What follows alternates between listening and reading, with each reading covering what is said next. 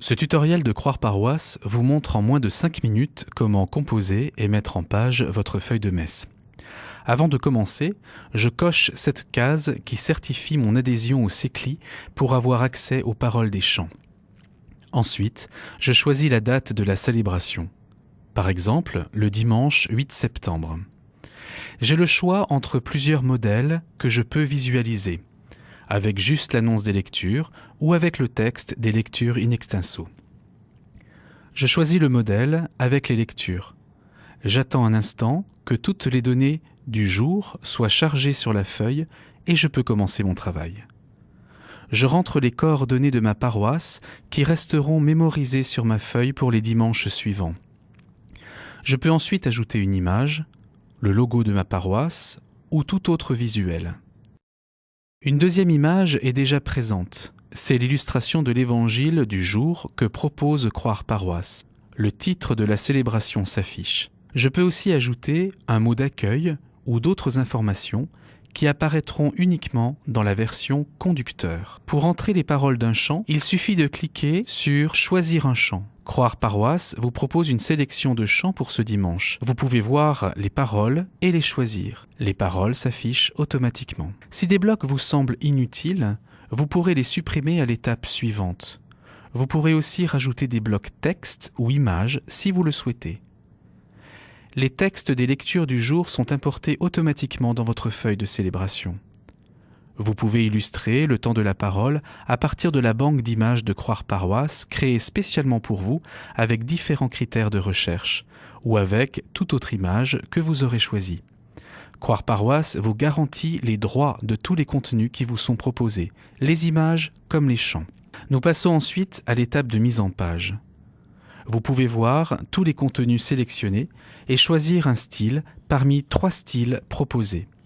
Ensuite, vous pourrez changer et ajuster la taille et l'emplacement de tous les blocs qui apparaissent. Il vous suffit de cliquer avec la souris sur le contour du bloc et de faire glisser la souris. Vous pouvez aussi modifier le contenu des blocs en cliquant sur cette icône d'édition.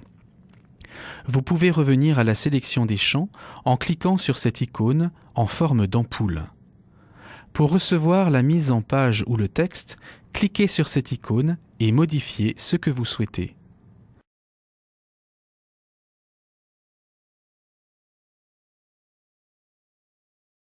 S'il vous manque de la place, vous pouvez supprimer un bloc, par exemple l'illustration. Il vous suffit de cliquer sur la croix qui figure ici. Vous pouvez ensuite faire passer ce texte sur 2 colonnes.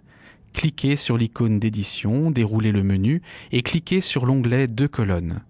Votre texte se mettra automatiquement sur 2 colonnes. Il vous suffira d'ajuster le bloc selon l'espace dont vous disposez et le texte se mettra automatiquement en place dans ce bloc. Lorsque la mise en page est terminée, vous pouvez obtenir votre feuille de célébration sous 2 formes. Tout d'abord, la forme conducteur pour le célébrant et les responsables de la liturgie et des chants, avec toutes les annotations utiles pour vous et pour eux. Et bien sûr, la feuille pour les paroissiens que vous pouvez enregistrer sur votre ordinateur sous format PDF. Je vous rappelle que tout au long du processus de conception de votre feuille de messe, vous pouvez corriger, ajuster, supprimer des éléments, choisir un autre chant en allant sur Chantons en Église.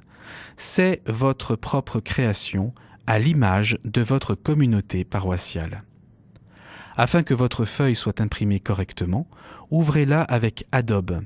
Allez dans les propriétés, choisissez l'option noir et blanc, l'orientation paysage et l'impression recto-verso avec reliure à gauche, ou l'option retourner les pages sur le plus petit côté selon l'imprimante que vous avez. Le résultat est là, il ne vous reste plus qu'à reproduire la feuille de messe. Bon dimanche, bonne célébration.